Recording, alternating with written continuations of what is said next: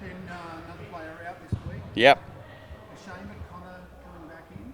Yeah, we think Connor will be okay. He's obviously was sick last week, so we expect him to come back in. We're pretty optimistic around Lukosius too, so if he can get through training today, that'll get us in the positive for 1 week where we get maybe 2 in and 1 out, although we've lost Savan through concussion, so he'll be out as well, so we're level. Oh, look, it'll sound a bit silly. It's not that bad, but it's bad enough that he may not play again this year. You know, that's what it's like. But it's because it's such a minor thing that may need some intervention to fix. So would that be a 19th surgery? That would be a 19th. It's a good number, isn't it? How much of a spoiler can you be this weekend? Fremantle trying to do something, and you know what your season is. So. Yeah, we understand the challenge that we've got. You know, our challenge over the last 4 or 5 weeks seems to be each week one of the very, very good teams in the comp, and we haven't been as healthy as we'd like to be. But we play at Adelaide Oval, we play in front of our crowd, and that gives us opportunities to play well. And if we get if we can get our game going a little bit, we still know that our best footy, even last week in the first quarter, we were able to match it for a quarter, but clearly you've got to do it for 3 or 4 quarters at least at this competition. We give ourselves a great opportunity to cause some disruption to Fremantle, and I know that with JL and Way, they'll be coming over. They'll be like all the teams we're playing. There's such a tight gathering at the top. They need to make sure it works too. Can't dismiss emotion in footy. So, what emotion do you get out of the Travis Boak farewell from here? I think our players will be doing everything they can to represent Trav in the right possible way. But again, once the game starts, that doesn't really flow for long. I think maybe in the last round there'll be a little bit more to it than it is probably this week. But Trav, as he said yesterday, he's just looking forward to the opportunity to enjoy his last 3 games, and hopefully for us there's some moments in that for Travis that we can still continually celebrate, like we have.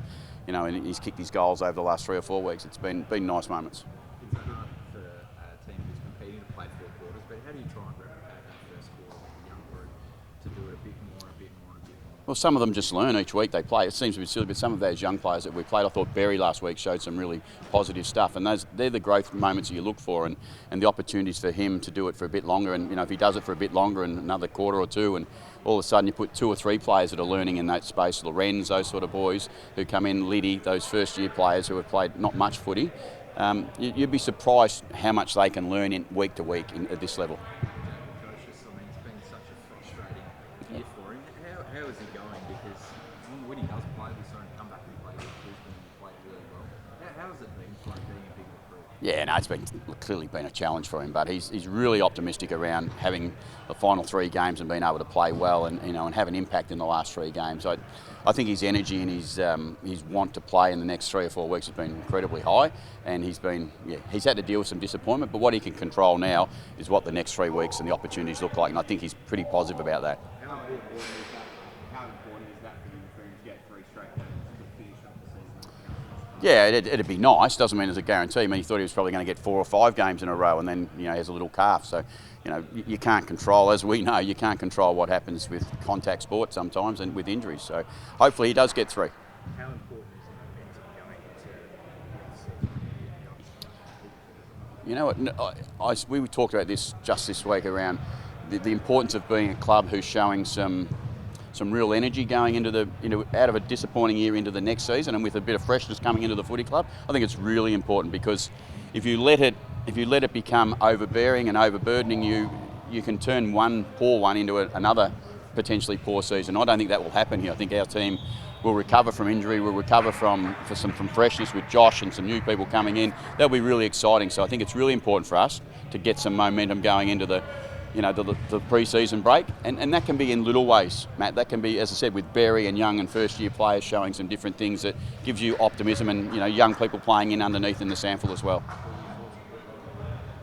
On Jack, yeah, no, I thought Jack had a great experience in his first game. Whether he gets through this week with Lukosius coming back, we'll have that discussion. We've got a couple of blokes who are still a little bit ill around the place, so without declaring what will or won't happen, there's a chance Jack may play back in the sample, but if need be, we can keep him in the AFL. And as I said, every experience he gets is a really positive one. How's your energy, Ken? You fancy a tilt at Melbourne? Oh, no, I fancy a tilt at the next 3 weeks at Port Adelaide. As I said, all the way through, my concentration will remain at Port Adelaide through the entire season as much as I possibly can, and enjoy those moments. I'm not going to get drawn into anything other than what I'm excited about, and that is to still be here and helping these boys. Phone calls from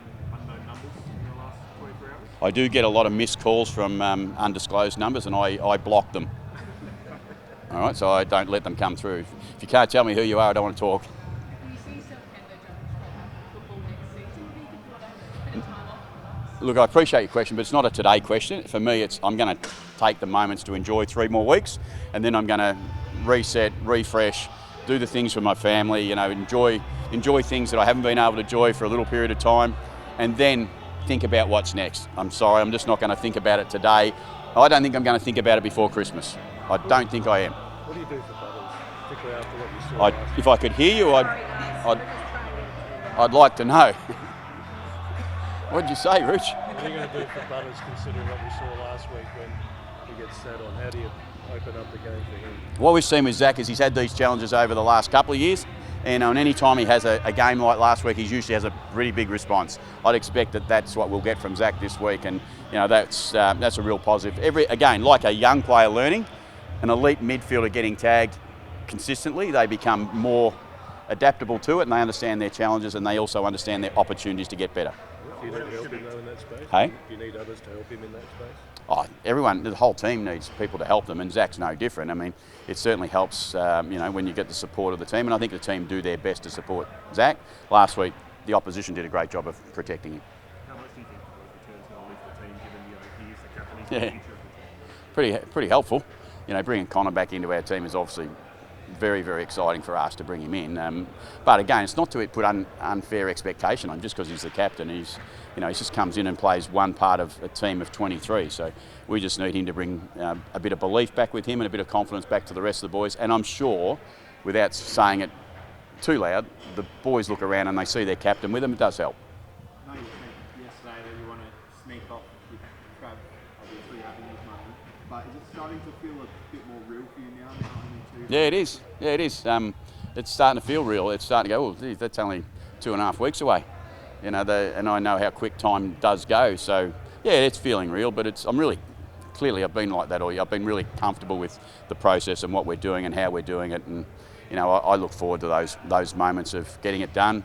And then I'll be honest, I will sneak off. I'll sneak off really quickly, and it's not been my spot to be in the limelight too often, and I won't continue to be there, and I certainly won't be looking for any of it. Trav mentioned yesterday trying to soak in those final moments, the final never tennis parts and things like that. Is there particular moments you're trying to appreciate more? Maybe now that with Trav retiring, I want to appreciate every moment that I see him out there playing, and knowing that we spent 13 years together. And for me, it's Ollie last week I thought was amazing for me in the game, and he's a player that's been here with equal amount of time with me and Trav. Is to see players like that. But I always still get excited. Just because I'm not here next year, I still get excited by the youthful players coming through and the development of them, and go, you know what? Over the next 4 or 5 years, I'm going to get to watch Jack Whitlock and Joey Berry play football, and Joey Richards, and go, yeah, that was nice to be a part of the start, and that'll be a connection I'll always have. Does it feel like changing in the garden? Obviously, the obvious way yourself, but with Trav and going as well, it'll only lead from that group. Yeah, it is. Yeah, it's. 13 years. It's in Trav 19, and 13 years is a long time. So you do transition through a whole list, and that's somewhat exciting. And Das was the year after that, but that's what you get. It's changing the guard. That's clear. That's really clear for the club, and we made that decision a long time ago about where the future lies. And as I said back then, the right opportunity for people to move on always appears, and for me and for Trav and for other people, that's now. Do you think this year's just more of a blip, Ken? Because across your 13 years, we don't talk like Yeah. you've never really won. No. It's been top of. So do you think that's going to be the same when going into next year? Yeah, I expect this footy club to be a really strong and really good team in the AFL again next year. Now, you've got to get things right though. You've got to get a lot of things right, and clearly we've had some runs that haven't been perfect for us with personnel. But if we get a clear look at it, and we get, let's not forget that the long seasons back to back, you do pay a price at some point. Now, I've seen teams over my time in history have that 1 year where they drop away. We only got to look back to Sydney not that long ago and see what happened. You can see it. You can see Port Adelaide fit and healthy, with a bit of energy and some newness coming into the footy club, bouncing pretty quick. Obviously, round 24 is a different thing, but do you still expect healthy crowds? Expect the fans to get behind you? Yeah, hopefully, I would imagine so. What I've always known about Port Adelaide people is they turn up, and they turn up to support their team through good and bad. And at the moment, we've had some pretty good times. We're actually going through a pretty rough time at the moment with a few things, but the Port Adelaide people turn up, and I expect they'll turn up again on Saturday night, and then they'll turn back up on round 24 to send a champion of our club off in Trav.